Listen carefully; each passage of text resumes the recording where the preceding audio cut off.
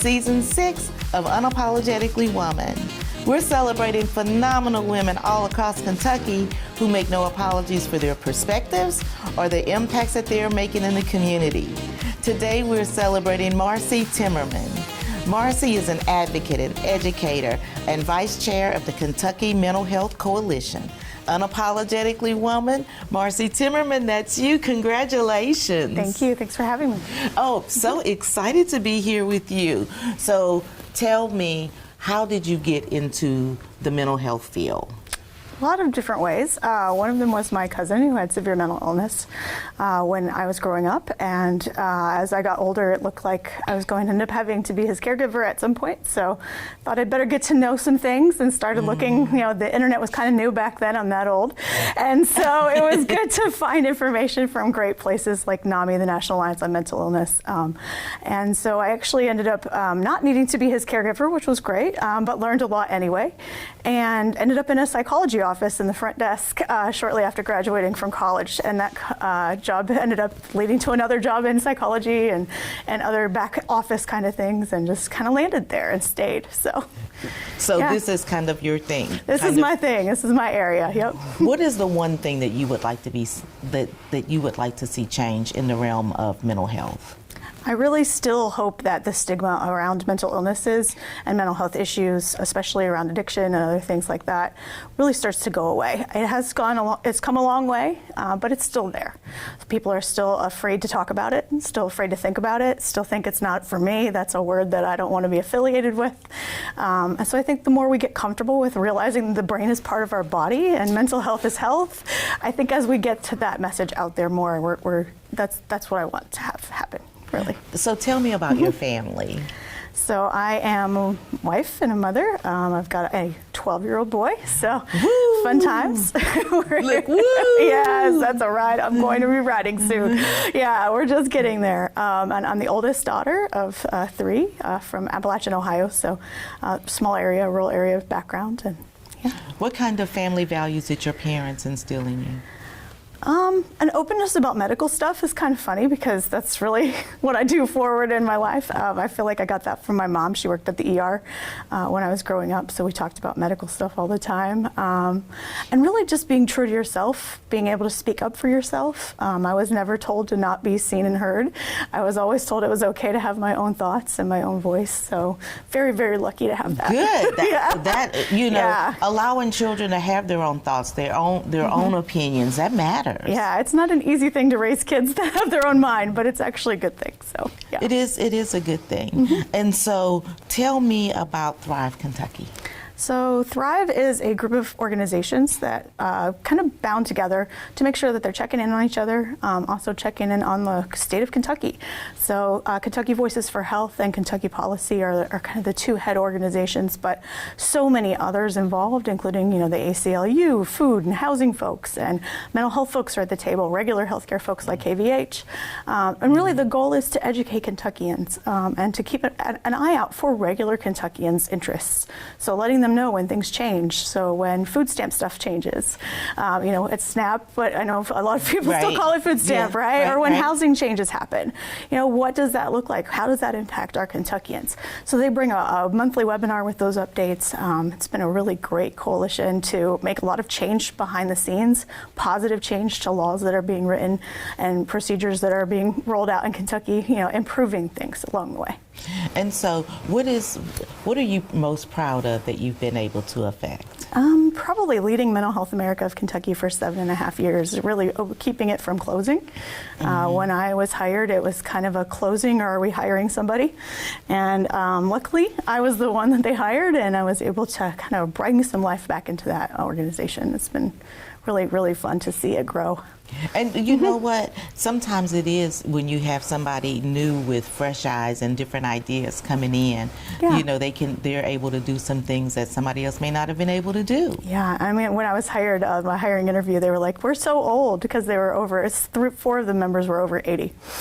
On our board, and they were like, "We're old. We don't know what to do anymore to bring back things." So they wanted someone with some more energy and more up-to-date ideas. And yeah, hopefully I've given that passion and made it go forward a little bit. Well, absolutely. Yeah. Now, I noticed in 2017 is when you became executive director, but in 2017 is also when you got a diagnosis that you weren't exactly excited about. Yeah, I have autoimmune diseases, kind of back to the drawing board to see which one. So back then, that or early diagnosis is the one we'll stick with. But yeah, it was a really interesting time to be new and the only employee of a nonprofit. So doing all the hats and all the things, trying to grow it back and bring its relevance, but also dealing with my own issues. So dealing with some fatigue and some brain fog and definitely some pain, definitely have chronic pain. So yeah, it's an interesting time. Well, and that can be hard to navigate. It definitely was. Yeah, I had a lot of great mentors and a lot of great people in my life, thankfully. My husband's very super supportive. My son's amazing, but also mentors who helped, bring me to the table and be like, well, let's make this as flexible as possible. Let's do what we can. You're a valuable person and we want to keep you going. So being able to do that was really helpful. I'm very lucky. Well, yeah. Yeah. We all have to have that team around us that's cheering for us and that knows today's not a good day. Exactly. And that's okay. Yeah. And it's okay to have bad days. And in mental health, I think we understand that a little better than most. So I found myself in the right place at the right time for the right thing in a lot of ways. How do you keep yourself from getting down when you feel and you're dealing with chronic pain? I think a friend of mine gave me the idea that you can spend 15 minutes feeling sorry for yourself every morning if you need to, up to 15 minutes max, and then we move on. So we still feel the feelings, we still process what's going on, and we recognize what's going on in our body today, because my body's different every single day, and so kind of acknowledging those things, but also, remembering that I am more than that. I am more than whatever my body's doing today. I am more than my productivity, though, as well, because rest matters. Rest is a very important thing to me now. What do you do for rest? I literally will just sit there some days. Sometimes I just have to turn everything off, which with an ADHD brain is not easy. Right. But I have learned to kind of shut things down. I'm a big reader as well. And I love to throw myself into some projects that, are flexible and background kind of things for me. So it's helpful to do that. Well, you're involved in a whole lot of things. You're co-chair of RadioEye. Tell me about that. So RadioEye is a reading service. Nothing's keeping you down. No, definitely not. RadioEye is a reading service. They read the newspaper for everyone in Kentucky. So all the Kentucky newspapers get read to the folks who have visual issues, and that is available for free for folks through either their app or through an Alexa skill, or they can get radios. So however they need to access that information. I feel really strongly about it because when I got my first diagnosis, I wasn't able to hold a newspaper. And back then we were still printing newspapers. Right. I know it's there not was happening such a as thing much as a now. printer. Yeah, I wasn't able to read the newspaper, but I needed to stay up on the news. And so RadioEye was there for me. So I was a non-traditional listener. I don't have a visual problem, but I couldn't hold a book or hold a newspaper. And so I was able to tune in to the Courier-Journal and the Lexington Herald-Leader and all of the op-eds that I needed to hear from different parts of the state. So it was really cool. Well, and that gives you a different perspective from when you're working with people. Yeah, it gives you that little bit of empathy and a little bit of different thought process too. I already brought mental health as a disability concept to the table, but then I started to understand more about physical disabilities as well. So everything I do, I try to make as accessible as possible now. Wow. Yeah. So tell me, how excited, well, I shouldn't say excited. How do you think your husband, how proud do you think he is of you? Generally, he's pretty proud of me when he's not flustered with the fact that I'm doing too much. So I think he's generally pretty happy to be a part of things. Yeah, I mean, you've just done so much. Yeah.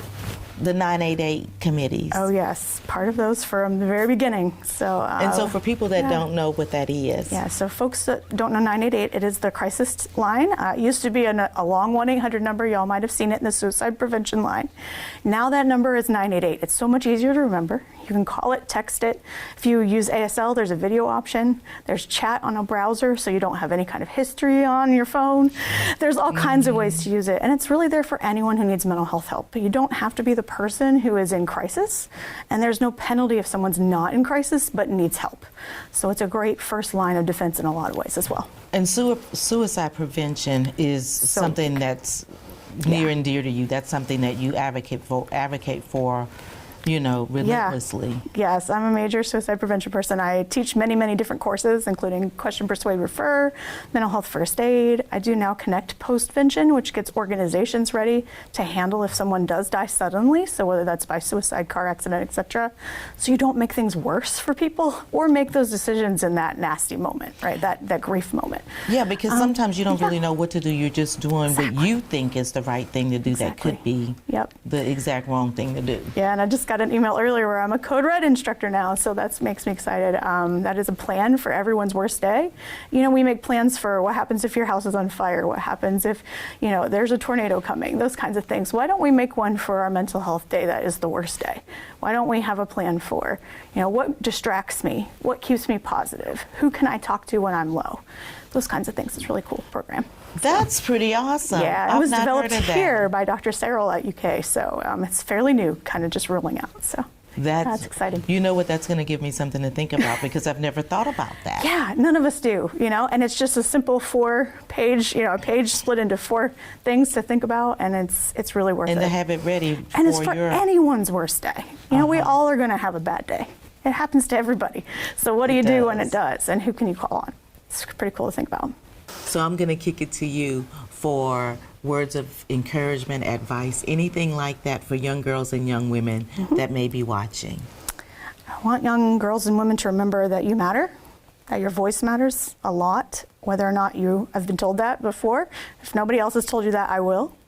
Your mental health matters too, and that is a big piece of things. You're not more dramatic, you're not more needy, and if you are those things, it's okay to be those things. We all have mental health. And so there's some screenings that are available for free out there, great resources, please check them out. And also, rest is resistance, y'all. We need to take a break. You can keep going and going and going, but you have to take those moments where you let yourself breathe, because you need to be able to do this forever and a long term. So take a minute, take a deep breath, take those 5-minute breaths, and hang out there. So thank you so much. Thank you for having me. Absolutely. You guys heard it from Marcie.